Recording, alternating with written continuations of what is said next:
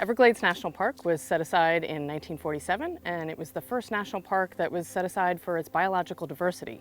So up until that point, a lot of national parks had been preserved, protected because of their natural beauty or their scenic features or dramatic landscapes. But Everglades National Park was a little bit different. So people recognized very early on that the diversity of plants and animals here in the park and in South Florida was unique and significant.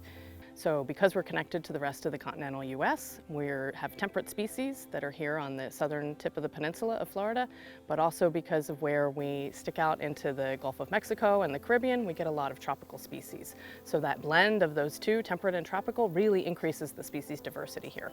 And that's one of the reasons why we have so many different habitats. We've got the uplands that are the pine rocklands, the pine forests, as well as the tropical hardwood hammocks. And so those are the really forested areas, the dense tropical vegetation, again, mixture of temperate and tropical. And then as we come down in elevation just a little bit, you have the open sawgrass prairie like you see behind me here. We also have a little bit deeper is going to be the slough habitat, and that's the main water delivery into the park where fresh water is coming in. Now that fresh water flows through the marshes, through the wetlands, around those tropical hardwood hammock islands, and it goes into the cypress domes. Those are a little bit deeper than the surrounding sawgrass prairie. And eventually it makes its way headed out towards the coast, and then it mixes with the salt water coming in from the Gulf of Mexico and Florida Bay, and that creates an estuary-like environment, and that's where we find the mangrove trees.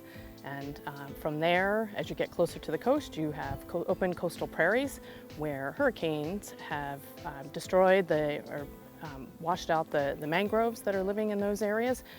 So again, all of those different habitats support a variety of different species. So we have over 400 species of birds. We have a lot of wading birds, so you get the herons and the egrets. Here at the Anhinga Trail, we have diving birds that are anhingas and cormorants. We've got a lot of songbirds. We also have predatory birds like the red-shouldered hawk. On the land, we have land mammals, and of course we're famous for the Florida panther, which is pretty elusive, difficult to see, but we do also have bobcat, raccoons, possums, and as you get closer to the coast, obviously we have marine animals, so we have sea turtles, several different species of sea turtles that are using our open beaches for nesting, and also out in Florida Bay, we have manatees, dolphin, and so on.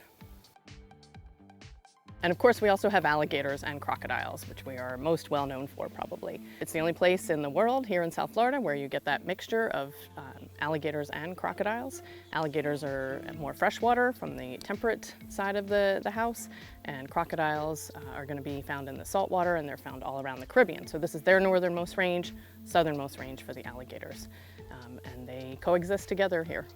We do also have invasives, species that come in. So those are non-natives, animals that have been brought here by people and introduced either on purpose or by escaping from areas where they've been contained. And as a result, they have established a foothold here and developed a population. And the sooner we notice that a species has been introduced, the greater chance we have of catching it, removing it, and that's always a better option. As the population establishes itself, it definitely becomes more costly to try to remove, and as is the case with the Burmese python, they're probably going to be here in perpetuity. It's very difficult to get rid of them. We continue to study them, we continue to try to remove them, but they have a very strong foothold, and they're very elusive and very difficult to trap and catch and remove.